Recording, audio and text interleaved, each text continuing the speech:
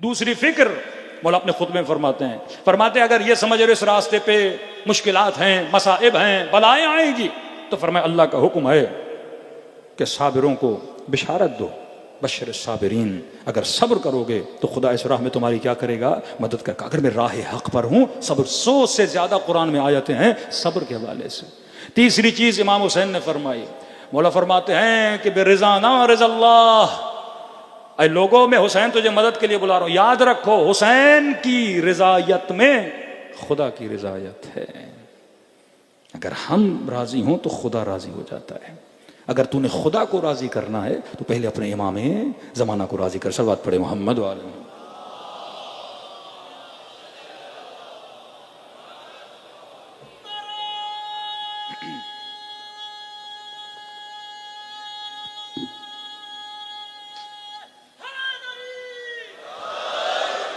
तभी हम ज़ियारत आशूरा में दुआ करते हैं, अल्लाहुम्मा जअलनी महयाया महया मोहम्मद व आले मोहम्मद,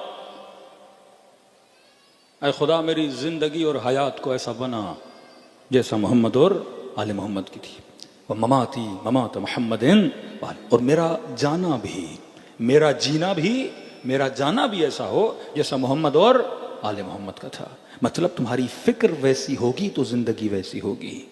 ये फिक्र के जालिम के सामने डटना है। ये फिक्र के मौत फना का नाम नहीं है, मौत बका का नाम है। जब तक अफकार को नहीं बदलते, जब तक अफकार की इस्लाह नहीं करते, और क्यों बना, फिक्र को बदला। हमारे साथ फिक्र नहीं बदल रहा। मौला पूछ रहे हैं कि तुझे पता है मैं हक पर हूं? हाँ हुसैन हक पर हो।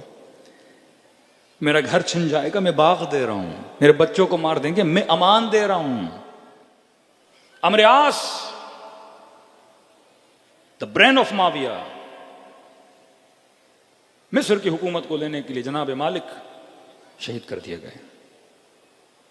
मुसलमानों के खलीफे जनाब अबू बकर के बेटे मोहम्मद इब्न अबी बकर को अमीरुल मोमिनीन की तरफ से मनसूस थे, मिस्र के हाकिम थे, शहीद किया। मारने के बाद गधे का पेट चाक करके उसके पेट में डाला, जला दिया इनको।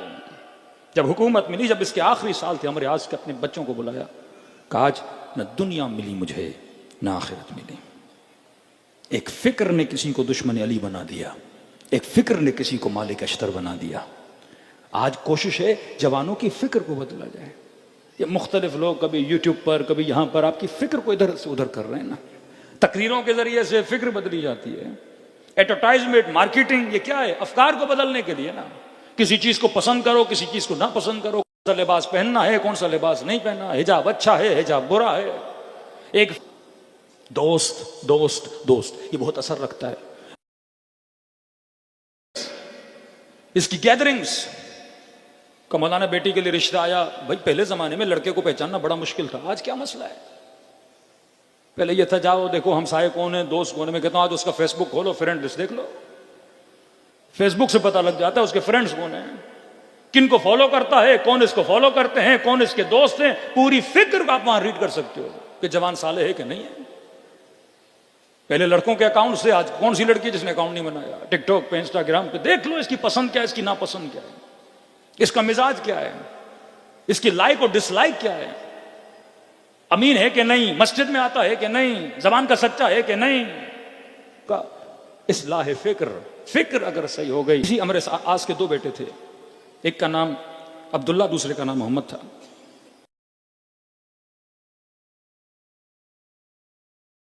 एहतराम अभी अब्दुल्ला में खड़ा हुआ,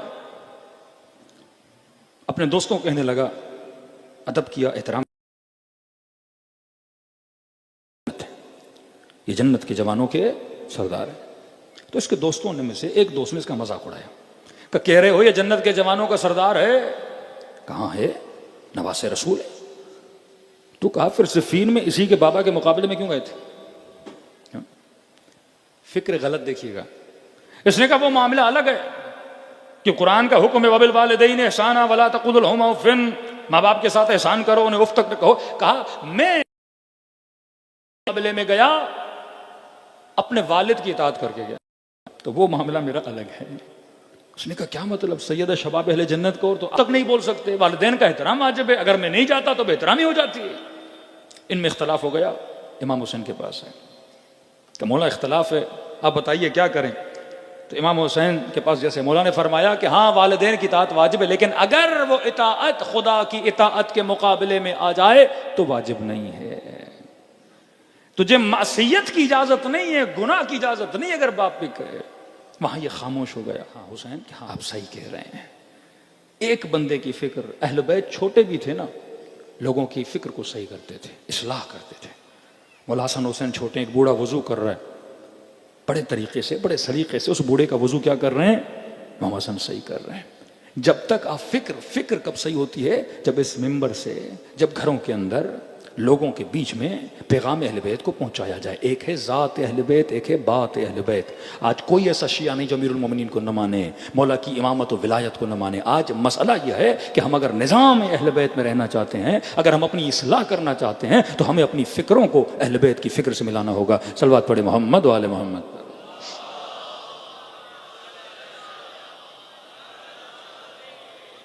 इसी करबला में दो भाई हैं, एक है जनाब अम्र इब्न गरदा, दूसरा है अली इब्न गरदा।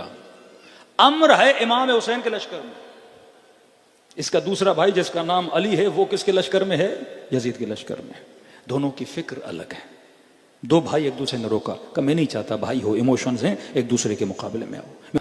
जब तक फिक्रों के अंदर यूनिटी पैदा नहीं करते, जब तक फिक्रों को उस मशी अहले बैत पे लाके कला की तरफ जा रहा हूं। फरमाया कि जो भी तैयार है मुझ हुसैन की मदद करने के लिए, मुझ हुसैन की मदद करे, इस रास्ते पे शहादत है।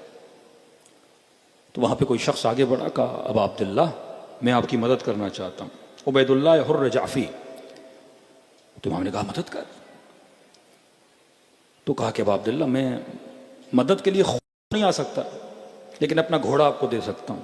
मदद के लिए खुद नहीं आ सकता, लेकिन अपना घोड़ा आपको दे सकता हूं, अपनी तलवार आपको दे सकता हूं। इमाम हुसैन ने फरमाया कि मुझे तुम्हारे घोड़ों की जरूरत नहीं है, मुझे तुम्हारे तलवारों की जरूरत नहीं है। फरमाया मन कान बाज़िलन बिमुहज्जते, जो मेरे पास आना चाहता है मुझे तुम्हारे खून की जरूरत है। क्योंकि हर इंसान को सबसे अजीज तरीन जो चीज है वो अपना खून है। हाथ में आपने देखा होगा कि बंदर को आपने देखा होगा, एक्सपेरिमेंट किया गया एक बंदर पे। एक माँ थी, उसने बच्चा लिया और जमीन गर्म थी, उन्होंने बंदर को पिंजरे में बंद कर दिया। देखना शुरू किया तो इस बंदर ने अपने बच्चे को उठा लिया ताकि बच्चा न जले।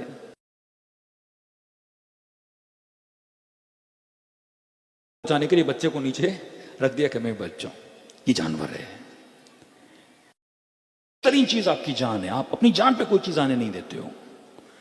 का मौला घोड़ा दूंगा, नहीं घोड़ा नहीं। मौला तलवार दूंगा, नहीं तलवार नहीं।